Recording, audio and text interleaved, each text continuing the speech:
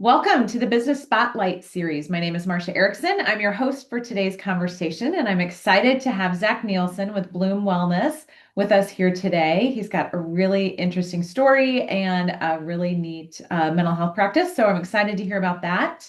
We're going to be talking about his business journey, journey to business ownership, and have a peek into what it's really like to build and open a business. Welcome, Zach. Thrilled to have you here today. Thank you for having Give us me. a little bit. Let's set the stage. Give us a little bit of background on you, on how you got here. What's the practice look like? Well, the short of it all is, or the journey is, I was a little kid that loved sitting next to the church ladies and hearing them gossip. I loved getting the details. All the other boys at Sunday school would be out in the field playing, and I would be right next to Cheryl and Sharon, just drinking it all in. And then, kind of fast forward, I would watch Oprah with my mom after school again while my brothers would be outside. And I remember there was a sex therapist, Lisa Bergman, on, and I didn't understand at the time, but she got to ask people all these really like pointed questions. I was like, I want to know everything about everyone. And so fast forward to going into school, I came out and was originally a advocate for victims of sexual assault and domestic violence. So doing a lot of work within the courts and when crisis response to like hospitals. And that Yeah. really solidified it for me. Like I wanted to be a helper. I wanted to be helping people. And I went back to grad school to become a therapist.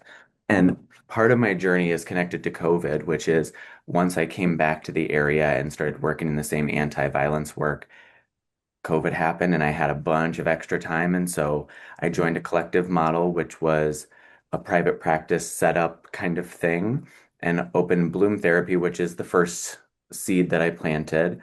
And then I met my partner, my spouse, and he kind of gave me the courage and the confidence. He's like, we could make this a bigger thing. And I was like, okay, let's grow it, let's bloom it into something bigger. And so we're now into a full-blown group practice, which we're really set up in a unique way because of the journey that we've been on from me being a solo provider to into my own group practice.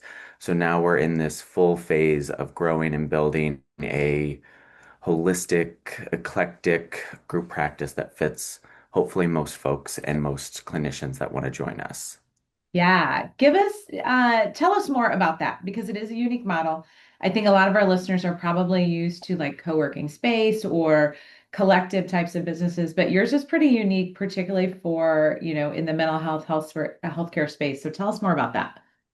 Yeah, it's one of our main points or like a value that we hold is like disrupting kind of that traditional model where you're either an employee of a practice and you're under their brand, you're under their kind of thumb, as it were. We really see the value in like a rising tide helps all ships. So we've positioned ourselves to be able to do both. So individuals who are wanting to come out of grad school or even are fully licensed individuals and want to be an employee, you have that option with us. Or if you're like, I want to have my own thing. I want to have my own brand, my own practice name, my own stuff, but I just don't really want to do all the admin stuff. We have an option for that as well. So we kind of like are a build your own adventure, choose your own adventure kind of group practice approach, which I always say we've queerified or queered the lens of group practice ownership, which is why we're unique and why we really want people to know about what we're offering out there in the community. Yeah. What's the biggest focus for you right now in building the business? I think right now it is getting our name out there and having people be aware of us. I mean, we've been in practice for 6 years. So originally the first two would have been Bloom Therapy, so my solo practice, and then the last four would be Bloom Wellness Group, kind of building into that larger entity. And so right now my main focus is on building and growing that. We have three clinicians that are their own, they went the structure of they have their own brand, they have their own element, they do all of their own clinical stuff, but we do all the admin and billing side. And then we have two employees that are fully underneath the Bloom Wellness Group brand. Okay. Got Yeah. it. Complex. So yeah, so you're doing billing, you're doing insurance contracting, all of the things so that practitioners can just See show up. clients. Awesome. Tell us about, so that's a lot of hats that you're wearing, right? So Yeah. we talk a lot with, not unlike a, typical small business owner, you're in the business a lot because you're seeing patients, right? And Yes. you're trying to run the practice as well with your partner. How much time is seeing clients and how much is doing all the other things? So I am really fortunate in that my partner does most of the logistical stuff. Okay. So I would say 80+% of my time is direct service work, like with clients, and also running groups or facilitating things out in the community at other partners or like our partnership spaces. And then he does all of the insurance contracting, billing, admin, office management stuff, which is really nice because I was originally going to be a part of that and then very quickly learned I like my people. I like doing my client work. I enjoy some of the admin stuff, but it is not where I feel best. It's not where my skills are most useful. And so I always tell people I get to be the face or I get to be the Beyonce of the business, and my partner is like the behind the scenes. I would not be able to do what I do without him, but also someone needs to be the people person. Someone needs to be the one that's interacting with the world, as it were. That's awesome. So, as you look back on this 6-year journey, what's one of the roadblocks you overcame, hurdle you had to overcome? What was the challenge that made you? Well, it was actually when I had started at the collective space. So they had kind of positioned themselves in what we are now. And so that's originally what I was really drawn to was like kind of a best of both worlds. Like I don't have to do that admin, the billing side of things. I don't really have to dip my hand into that, but I get to be a clinician and build my own brand and have my own image. And it really what didn't shake out to be that way. And it became a very toxic work environment space. Okay. So that's what really inspired me. I was like, I'm the type of person I was like, if you're not going to do what you said you were going to do, what you contracted to do, I'll go do it myself. I'll figure it out. And that's kind of where we spurred off was I really wanted to be in the community and within the mental health field like doing it the right way, doing it with ethics, doing it with values, because so much of it is like control and scarcity mindset. And like I always am talking with practitioners that I do interact with. I'm like, there is abundance out here. There is so much need for mental health care right now, and so much need for your unique version of mental health care. Mhm. We don't need to be in competition. Like it all helps one another. If I know you and can support you and you can support me and like clients need that and we need that as practitioners. And so that is really the hurdle we came through. And now I think it's just about getting people to understand that story of you're used to the group practice model or you're used to the contractor model where you are just a contracted person, you have no affiliation. And we are kind of we're an amalgamation of all the things. You can choose many different routes and we can build a very unique structure with you in particular based on how we've positioned ourselves. Mhm. And the you in that situation is the practitioner. Yes, Because you yes, really have, we've had the opportunity to talk about this before today, but you really have two places you're trying to grow. One is practitioners, and you have two different messages to send, right? You've got one to yes. practitioners to say, hey, we're different. You have a home here. You want to attract them, but then you're also trying to grow your client base. Yep, Does it, which you're at risk of, it can get confusing, right? yeah, And you're offering something different, right? So messaging is going to be critically important to you. So let me yes. ask this. If you, this is a platform, right? So what are those things you want to communicate to a potential provider who might be listening? And Mhm. what would you want to communicate to a potential client who's looking for some mental health services? To the provider, I would say, come, let us help you. Let us help you grow into the exact person, the exact clinician you want to be, whether that is an employee and you just want to show up and do therapy and get to go home and take care of your kiddos. We'll take care of all the unfun things. We'll make sure it all Mhm. gets done and you get all the things you need.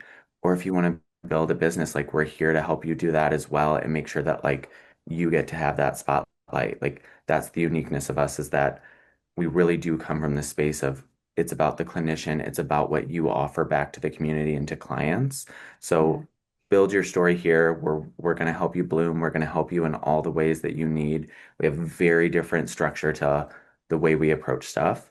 And to clients, I would say that same kind of holistic style that we have around employment for not only contractors or employees is the same reason that you should reach out to us for your work as a mental health like client. That we Mhm. have clinicians that are so diversified and have such a range of skill sets and approaches that are really going to meet you where you're at in your journey.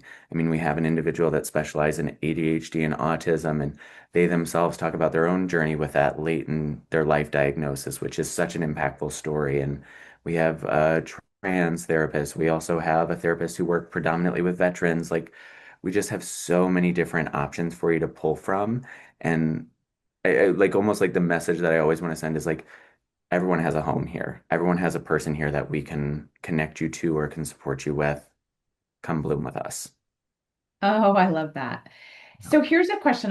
This is unique to your situation. If a client is interested, they're like, I want to know more, not quite sure. What's your intake process look like? What would they experience that may be similar or different to reaching out to another healthcare provider?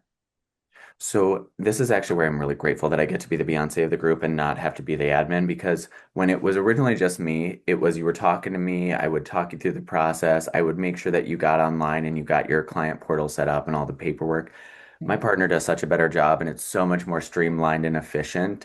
And so if you call, you'll be talking with him. He will walk you through each of the clinicians. He'll kind of get more information from you so we can help you find the right clinician.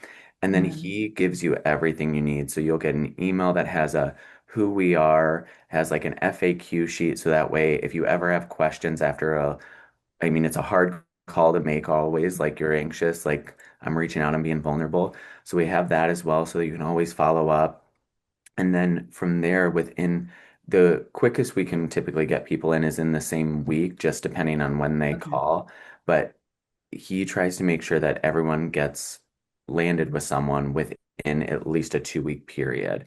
So from call to set up client portal, fill out paperwork and scheduling, it's all very quick and efficient because of how he wants to navigate it and to ease some of those barriers that a lot of clients that are going through mental health struggles often face in accessing services. It's like such an uphill battle to get there that we've tried to remove as much of the interim. We try and get all of it out of the way within that first kind of interaction with you. Okay. So one of my questions is who's a good client, right? Who do you typically serve? So you gave us some ideas, but what if, how do you ever have clients who just call in and they're like, I need something? Do you have a Mhm. triage process to like pair them up with, the best provider for them? Or do they typically know, do they reach out and they're like, I want to be seen by this person? Luckily, because everyone is on our website as well Yeah. as like linked on like our Psychology Today profiles, most people are calling in with like, hey, I saw Megan, I saw Brittany, I saw Danny, I saw Zach. Like, I would like to work with them. And then just based on like availability and scheduling, we might have to tweak. But if not, like we have kind of so my partner's name is Logan. He's the one who does all the admin side. He kind of has like a really brief like assessment that we've created so Okay. that way he's not asking too much information because again he's Yeah. not the clinician but he Yeah. can get at least enough to be like hey you'll probably fit best with Brittany or you'll probably fit best with Yeah. Emily so people can rest assured that you're gonna land in the right spot and if you get there and it's not a good fit that is something that we work with our clinicians all the time on like okay let's find where they need to land then because that's the most important piece. Okay, awesome. Super helpful. So let's talk about marketing. So all of that requires you to tell your story, right? And all of our listeners, every business owner wants to know what marketing strategies are working for you. Which ones have you tried that aren't working? How are you sending your message? Yeah. So we do the tried and true, the old tried and true letter sending method, which Okay. I think of it as just like the baseline, like often with other providers. So we'll send out like business cards, we'll try and network in that way. I attend a lot of events, a lot of conferences, or like just mental health events in the area. Like Western Illinois University puts on a bunch of counseling training. So I make sure to always be present there. But what we found and what I have to give props to our therapist Danny on is social media. I balked at it for so long. I saw it as such like a trivial part of the process. And then we posted a video, it would have been about a month and a half ago on TikTok doing one of the trends that they had wanted to do. And it legitimately it wasn't like viral, but like it was viral in my mind because so much of the marketing process is you don't get much back, right? Like you don't know where it Yeah. comes from until much later. But this Yeah. was like an immediate response. Like we got so much traction. I had clients that were already working with me that they were like, "Hey, I saw your TikTok. Hey, I saw your Instagram reel." And so, I mean, that part of the marketing has been really successful for us. And now it's to the point where that tends to be where people are finding us from rather than like the tried and true Psychology Today's or our website. So that has been our marketing successes. It's low cost. I mean, you can throw some ad dollars behind it, but what we found is if you really just find it's like finding your pocket really. Like you got to find it and then the Yeah. rest kind of just unfolds.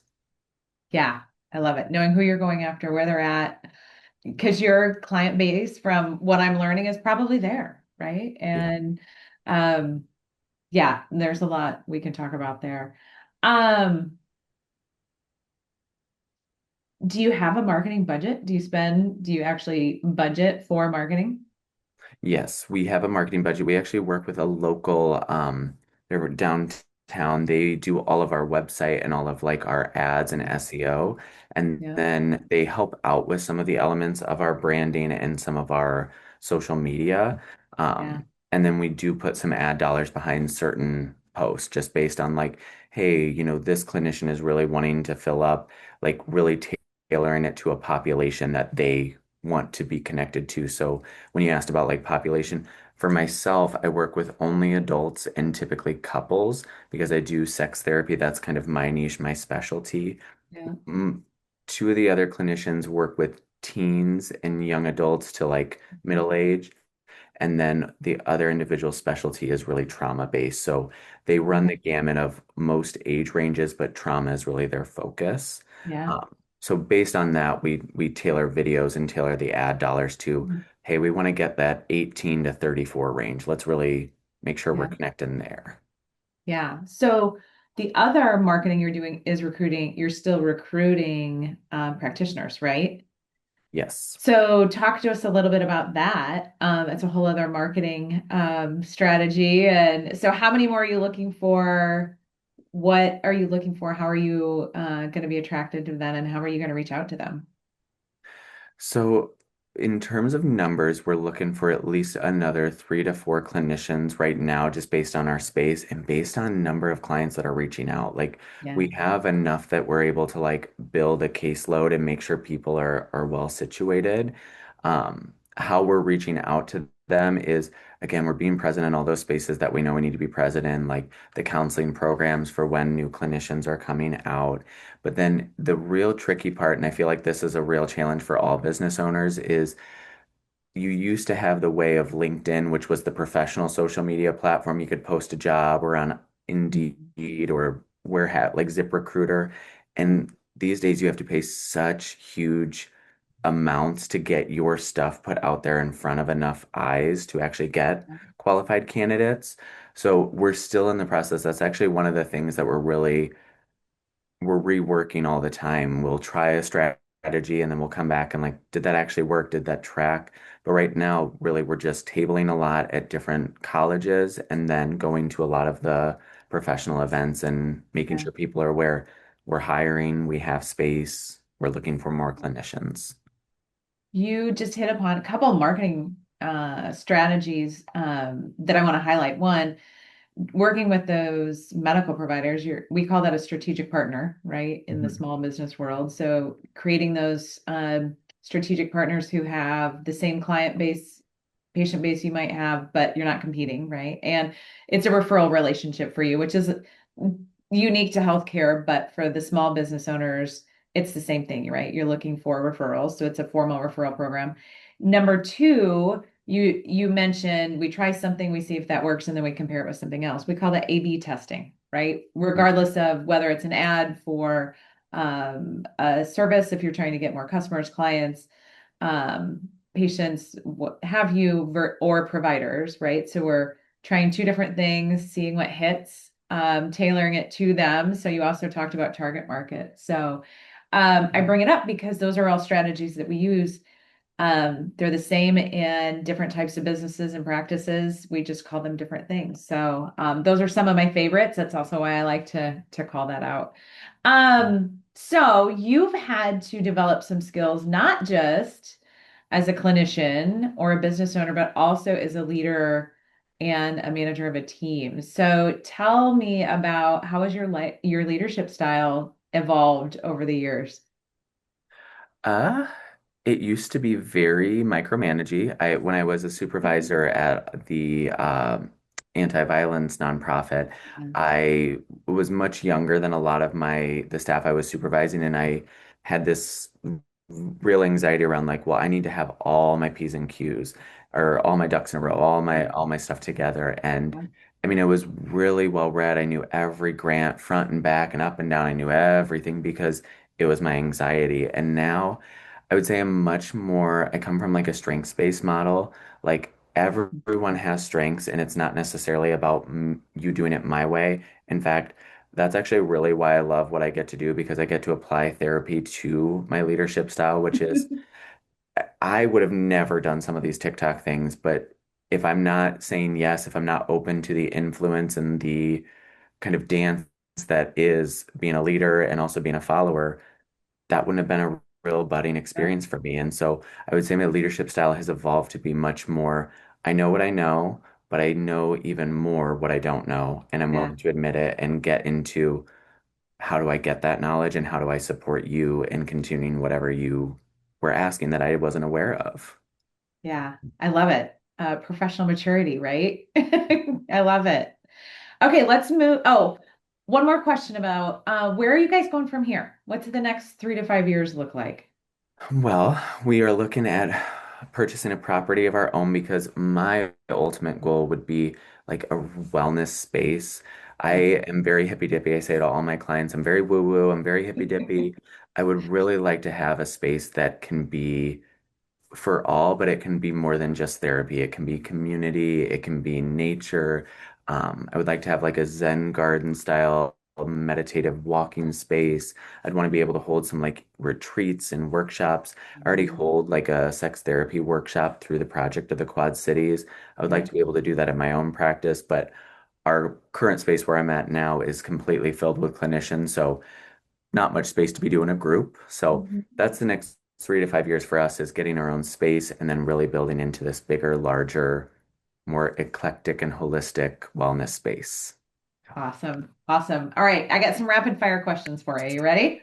Yes. What's the key to success for you?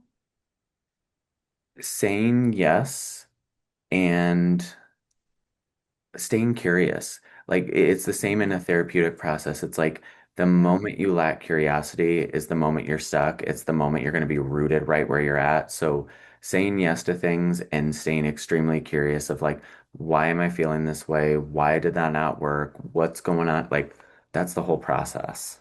Yeah, same in coaching, right? I do the same thing with clients. Curious is the word, right? I love that. And we have a lot of Yes, yes. similarities. What's one piece of advice that you have for other business owners or practice leaders? Mhm.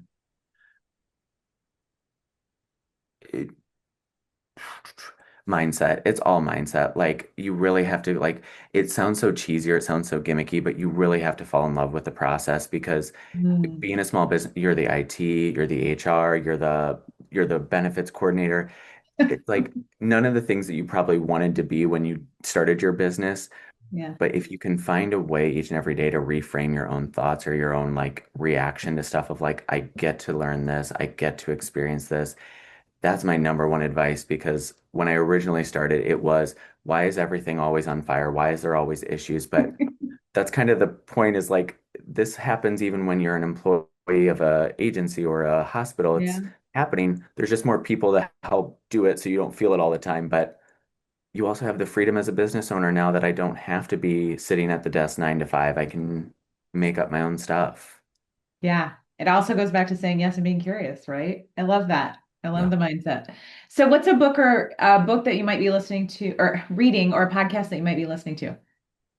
I'm currently listening to the Sexology Lab on Spotify. It's actually the Sexual Health Alliance.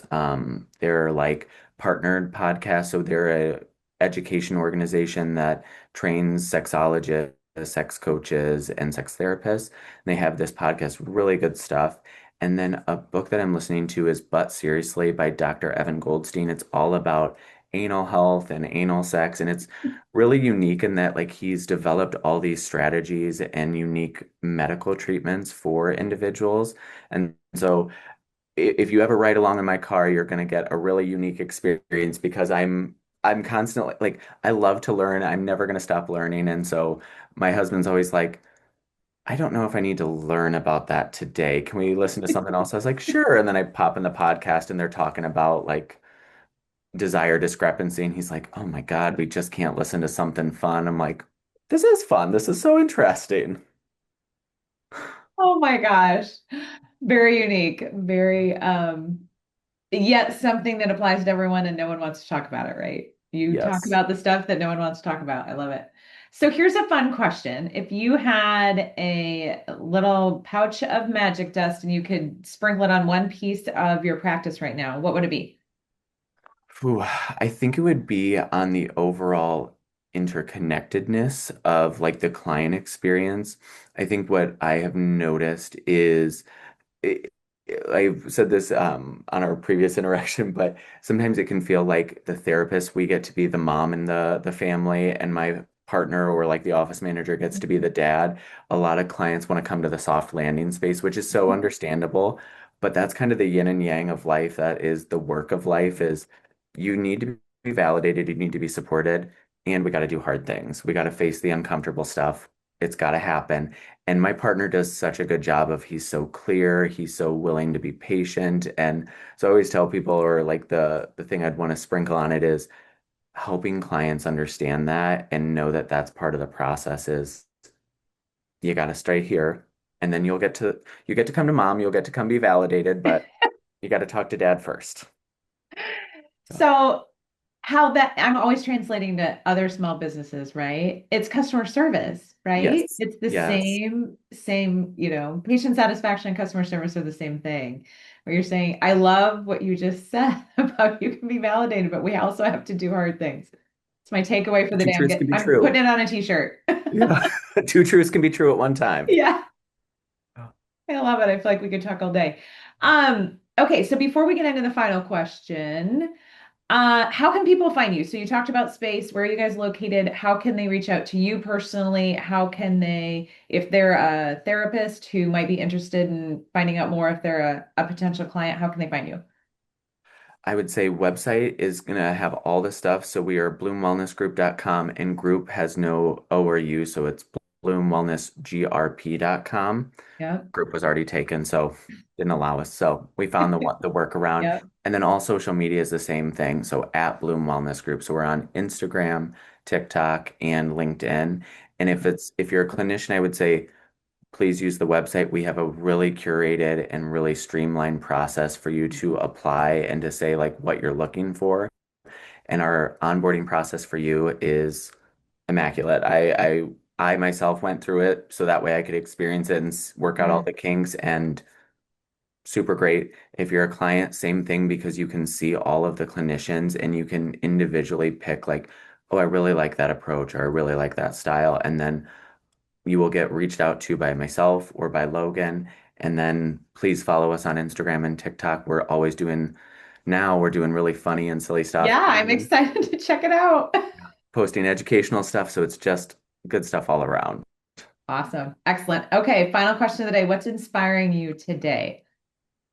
Oof. I am inspired by my friends. I had a meeting earlier today with a couple of people at the Atlas Collective, the coffee shop over in Moline, and we're like putting together a workshop series, and they're all like really good friends of mine. And so just to get to be in like a creative space where like everyone's so yes and everyone's so like energized by like, oh yeah, this, then this. I mean, a 1 day workshop went into a 8 part workshop by the time we were done, which I feel like tells you how good the interaction was, that we were Yeah. just so fruitful from that.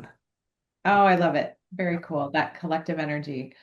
Well, I enjoyed our conversation very much today. I am thrilled that you said yes and were a guest on the podcast. I encourage all of you watching to save the show. Lots of tidbits. Follow them on social media. I can't wait to check that out. He's got some great insights for all of us today. Um, don't forget to like and subscribe to our YouTube channel. And so that you can follow us, you'll know when the next episodes are dropping. We're filming them rapidly. Thanks to everyone who joined us, and special thanks to you, Zachary. Thank you so much for having me. It was lovely. I Yeah. loved our conversation. Have a great day. You too.